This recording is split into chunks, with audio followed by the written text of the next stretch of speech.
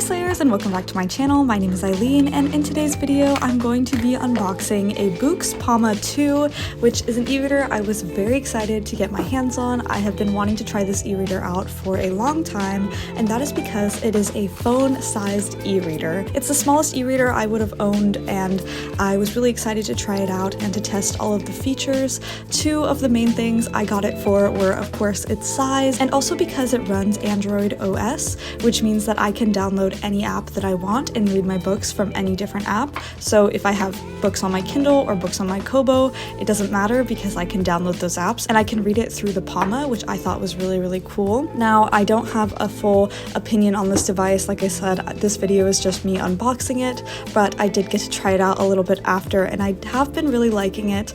However, the price is around $300, which I think is not the most economical option for an e-reader out there, and definitely has to be something that you've really been wanting if you want to try this e-reader out. I, of course, have a YouTube channel where I talk about e-readers a lot, so it made sense for me to try it out, but yeah, it is $300, and I want you to be aware of that while I'm unboxing this, even though I think it's a really pretty and aesthetic device, and I think that it's going to serve me well for the purposes of travel and taking it to class with me and that kind of thing. I'm also really excited to try it out. A lot of people use it like a dumb phone, where you just download all of the apps that you can, and you can use it through Wi-Fi only, but when you use it through Wi-Fi, you can have basically all of your same apps on there, just minus social medias.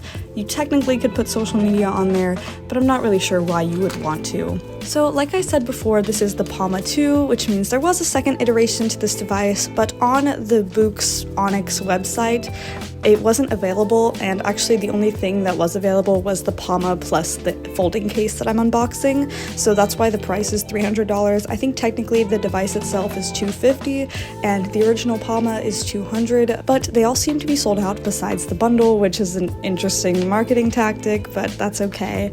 I am really excited to try out reading on this device. It comes with adjustable front light, micro SD card slot, so you can load as many books on there as you want. Besides, if you're reading it through the app or not, you can also load it directly to the device. It has auto rotate. It of course has Android 13, which is pretty cool, and it has a 300 pixels per inch screen, which is going to be really crisp, and it has some nice refresh technology to it, and it should overall function as a really good e-reader, and that's mainly the purposes that I would be using it for. It also has like a document scanner if you wanted to try to use it for a dumb phone, which it's also water repellent, although it doesn't quite say how repellent it is, so I'm not sure how true all of that is. But like I said before, part of the reason that I wanted to get this device was so that I could read a little bit more inconspicuously. So I am going to be downloading a couple of apps on here, some just for reading pretty much. It's nice that I can get the Libby app, which is the library app, so I can get library books right off of the device.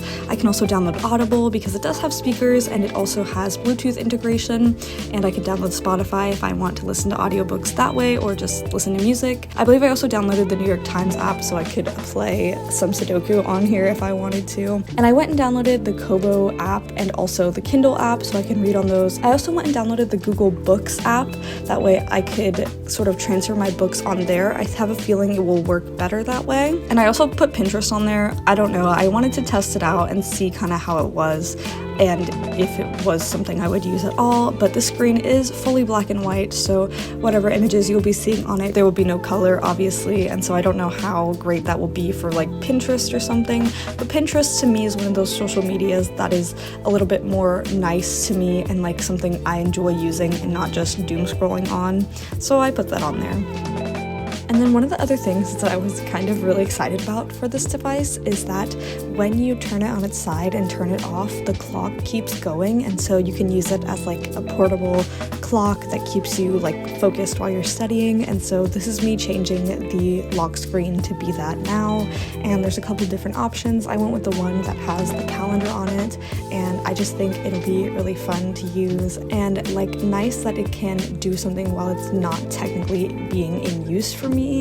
But anyways, I'm really excited to try out this e-reader and take it around on my college campus with me. That way I can see if I read more with it versus some of my other e-readers.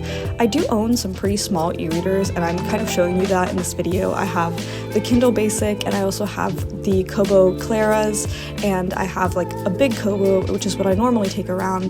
But if I wanted a smaller device, I pretty much have that. I also have the Kindle Paperwhite, by the way, but I don't know how much of a difference this phone-sized device will be, especially compared to my phone, because they are pretty similar.